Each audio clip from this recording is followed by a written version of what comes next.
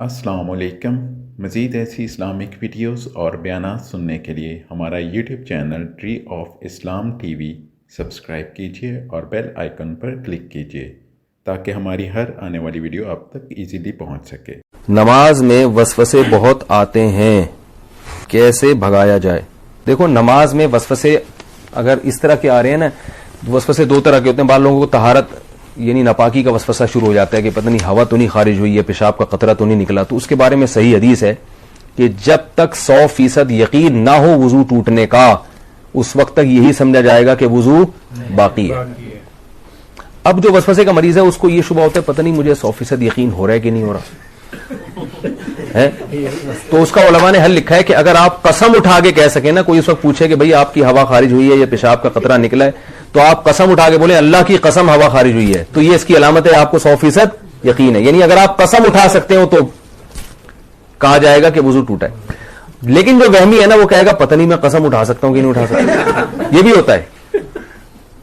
اگر کوئی اس وقت مجھ سے پوچھے تو میں کیا قسم اٹھا سکتا ہوں، تو یاد رکھو اگر آپ کو اس میں ڈاؤٹ ہو رہا ہے، اس کا مطلب آپ قسم نہیں اٹھا سکتے، کیونکہ جب آدمی کو یقین ہوتا تو کہتا ہے ابھی رات کا وقت ہے نا، میں آپ سے پوچھوں بھائی ظہر ہے یا رات ہے، تو آپ قسم اٹھا کے فوراً، کوئی کتنا ہی وہم کا مرض ہو، آپ قسم اٹھانے میں ہچکچاؤ گے نہیں۔ تو اگر یہ ہو رہا ہے پتہ نہیں قسم اٹھا سکتا ہوں، تو یہ اس کی علامت ہے کہ آپ قسم نہیں اٹھا سکتے اور آپ کا وضو نہیں ٹوٹا۔ پھر یہ فکر نہ کریں کہ حقیقت میں ہوا خارج ہوئی ہے نہیں ہوئی ہے، بس اللہ اس کے رسول نے جب کہہ دیا کہ آپ کا وضو باقی ہے تو وضو باقی ہے۔ دوسرا وسوسہ تجوید کا ہوتا ہے، الحمدللہ کو الحمد پتہ نہیں ہا حلق سے نکل رہا ہے کہ نہیں نکل رہا، یہ بھی ہوتا ہے۔ اتنی زور زور سے پڑھتے ہیں کہ ساتھ والے کے لیے نماز پڑھنا مشکل ہو جاتا ہے۔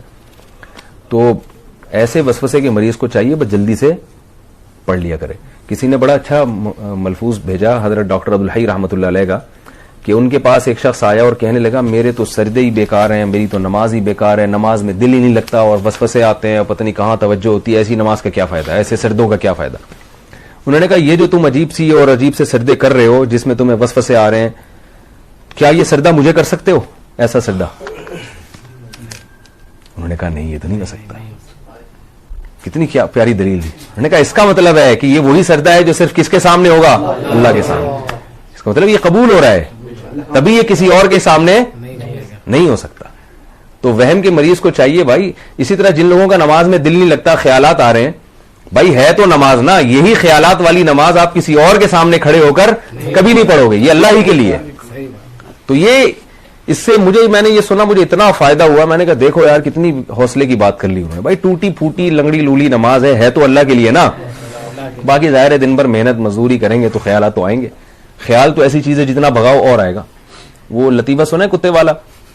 وہ ایک پیر صاحب نے کسی کو، جعلی پیر تھے نا تو یہ تعویذ گنڈوں کا کام بہت کرتے ہیں، تو انہوں نے کسی کو تعویذ دیا اور 50-60 ہزار روپے اس تعویذ کی قیمت لی۔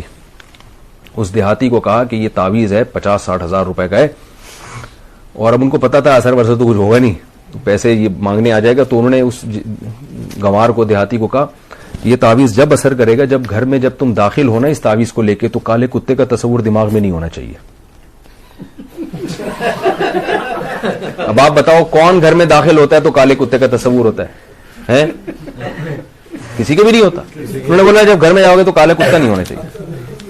اب وہ کہہ رہے یار 50 ہزار روپے خرچ ہو گئے، اور اگر کالا کتا دماغ میں آ گیا تو سارا تعویذ ضائع۔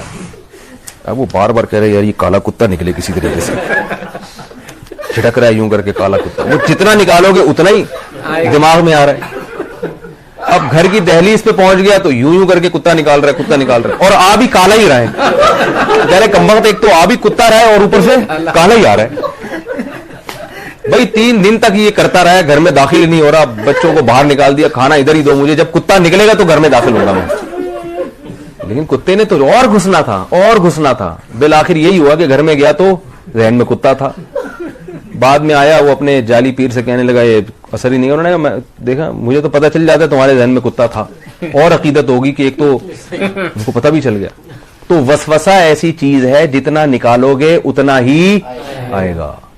اس لیے حکیم الامہ حضرت مولانا اشرف علی تھانوی رحمہ اللہ نے لکھا ہے کہ وسوسے کا حل یہ ہے کہ نہ نکالو نہ خود سے سوچو، جو خود سے آ رہا ہے آنے دو۔ اللہ جب اسی وسوسے کے ساتھ نماز قبول کر رہا ہے تو ٹھیک ہے، اور وضو کے بارے میں سوچو ہی نہیں، 3 دفعہ منہ دھو، اس کے بعد سوچو ہی نہیں یہاں سے کچھ یہاں سے کچھ. وہمی کے مریض ہیں ان کا کبھی بھی وضو نہیں ہو سکتا.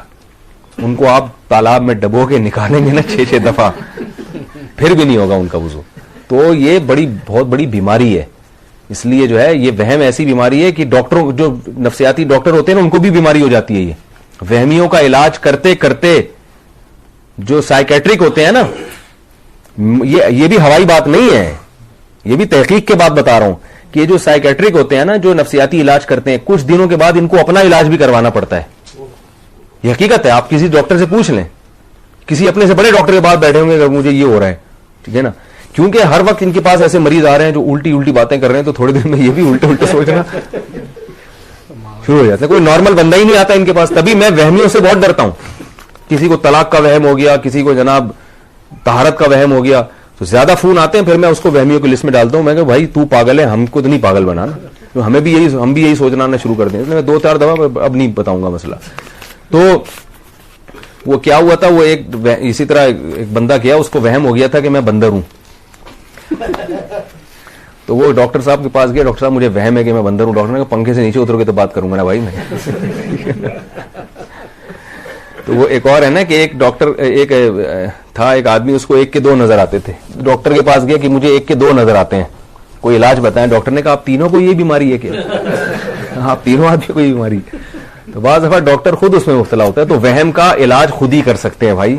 وہ کیا ہے کہ وہم کو لفٹ نہ کرائیں. 4-5 سال سے میں معدے کی بیماری میں مبتلا ہوں, میرا وضو نہیں ٹھہرتا, میں نمازیں کیسے پڑھوں؟ کچھ دن بعد عمرے پر بھی جانا ہے, طواف کے دوران وضو نہیں رہ سکے گا, رہنمائی فرمائے. میں بہت پریشان, اس کی وجہ سے عبادت سے دل اٹھتا جا رہا ہے. بھائی جان اس میں کوئی پریشانی والی بات نہیں ہے.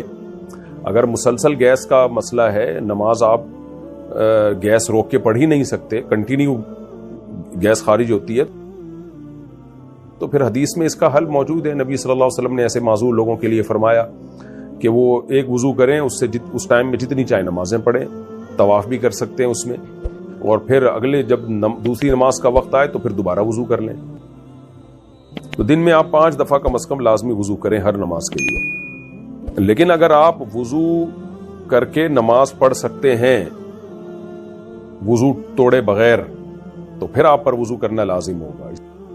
اسی طرح طواف اگر 7 چکر لگانا ممکن ہی نہیں ہے وضو کر کے, تو پھر وضو کر کے 7 چکر لگا لیں. اس دوران اگر وضو ٹوٹ گیا تو معاف ہے, معذوروں کے حکم میں. لیکن اگر آپ کو غالب گمان ہو کہ نہیں بھی وضو کر کے میں مکمل 7 چکر آرام سے لگا لوں گا, تو پھر آپ وضو کر کے یہ کام, یعنی وضو باوضو ہو کے ہی کرنا پڑے گا. پھر یہ اس پر میرا کلپ تفصیلی موجود ہے معذور کے بارے میں. آپ السلام علیکم. مزید ایسی اسلامک ویڈیوز اور بیانات سننے کے لیے ہمارا YouTube channel tree of Islam T V subscribe کیجیے اور بیل آئیکن پر کلک کیجیے تاکہ ہماری ہر آنے والی ویڈیو آپ تک ایزیلی پہنچ سکے.